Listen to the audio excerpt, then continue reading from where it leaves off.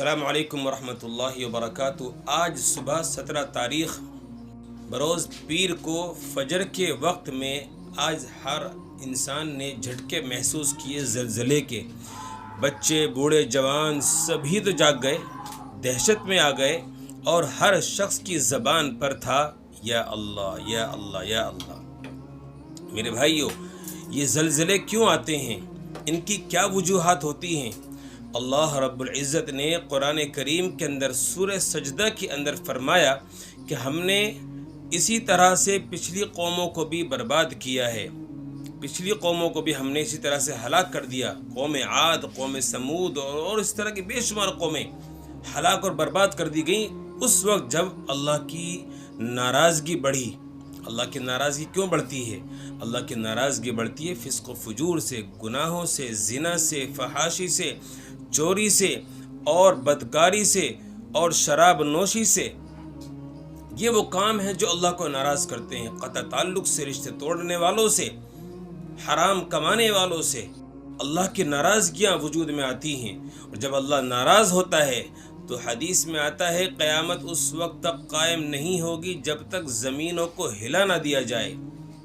اللہ رب العزت فرماتے ہیں کہ اللہ تعالیٰ جب بندوں سے ناراض ہوتے ہیں اور اللہ اپنی پکڑ بڑے عذاب سے بچانے کے لیے اللہ رب العزت چھوٹے چھوٹے عذابات بھیجتے ہیں، زلزلوں سے ہلا کر۔ مقصد یہ ہوتا ہے امت کو کہ یہ باز آ جائیں اور رجوع کر اللہ کی طرف لوٹ آئیں، یہ مقصد ہوتا ہے۔ زلزلے آتے ہیں تو ہمیں چاہیے کہ ہم استغفار کریں، صدقہ دیں۔ اللہ کے غصے کو ٹھنڈا کرنے کا بہترین ذریعہ ہے صدقہ دینا، اللہ کے راستے میں خرچ کرنا، اور 2 رکعت نفل نماز پڑھ کر صلاۃ الحاجت کی اللہ سے اپنی معافی مانگنا، اور آئندہ کے لیے عزم مصمم کرنا کہ یا اللہ آج کے بعد آپ کو ناراض نہیں کریں گے، رمضان کا انتظار نہیں کریں گے اللہ سدھرنے کے لیے، اسی وقت سدھریں گے، ابھی باز آئیں گے، ابھی اپنے آپ کو بھی نمازی بنائیں گے، اپنے گھر والوں کو بھی نمازی دعوت دیں گے، خود بھی دین پر چلیں گے، دوسروں کو بھی دین کی دعوت دیں گے، خود بھی ہدایت والی زندگی اختیار کریں گے، اور اپنے گھروں میں ہر شخص کو ہدایت کی زندگی کے لیے آمادہ کریں گے۔ اخلاص، محبت، پیار، ہمدردی، اخوت اور خیر خواہی کا جذبہ دنیا میں ہی لے کر پیدا ہوئے ہیں، اور دنیا میں ہی لے کر ہم زندگی گزاریں گے، اس کے خلاف زندگی نہیں گزاریں گے۔ یہ کام کرنے کے ہیں میرے بھائیوں۔ زلزلے آتے ہیں اسی لیے تاکہ ہم سدھر جائیں، باز آ جائیں۔ انسان بھٹک جاتا ہے، مستی میں آنے کے وقت جو رب کو بھول جاتا ہے، اور جب انسان پر فراوانی ہوتی ہے تو وہ اللہ کی طرف رجوع نہیں کرتا الا ماشاء اللہ۔ ہمیں چاہیے کہ ہم پہ فراوانی ہو تو ہم اللہ کی طرف رجوع کریں، اور جب کوئی مصیبت پریشانی آئے تو اس وقت بھی اللہ سے معافی مانگیں، اللہ کی طرف جھکیں، اللہ کی عبادت کریں، اللہ کو ناراض نہ کریں۔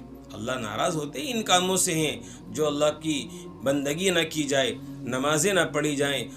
اللہ کے نبی صلی اللہ علیہ وسلم نے ہمیں حکم دیا کہ زمین تمہارے لیے مسجد بنا دی گئی ہیں، اور ہم اب ان زمینوں پر سجدہ نہیں کر رہے، اپنے گھر میں سجدہ نہیں کر رہے، مسجدوں میں آنے کو تیار نہیں ہیں۔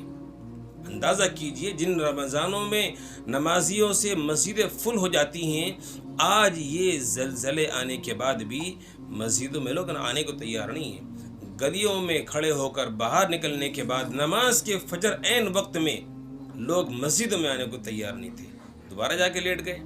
یہ ہمارا حال ہے۔ زلزلے اللہ تعالیٰ کی قدرت اور نشانیوں میں سے ایک عظیم الشان نشانیاں ہیں۔ جب یہ آتے ہیں تو قرآن کریم میں اللہ رب العزت نے پچھلی قوموں کا ذکر فرمایا ہے کہ ہم نے قوم عاد، قوم سمود اور قوم لوط جیسی قوموں کو ہلاک اور برباد۔ اللہ تعالی ہمیں نیک صالح اعمال کی توفیق عطا فرمائے، اور اپنی ناراضگی سے اللہ ہماری حفاظت فرمائے۔ آمین۔ السلام علیکم ورحمۃ اللہ وبرکاتہ۔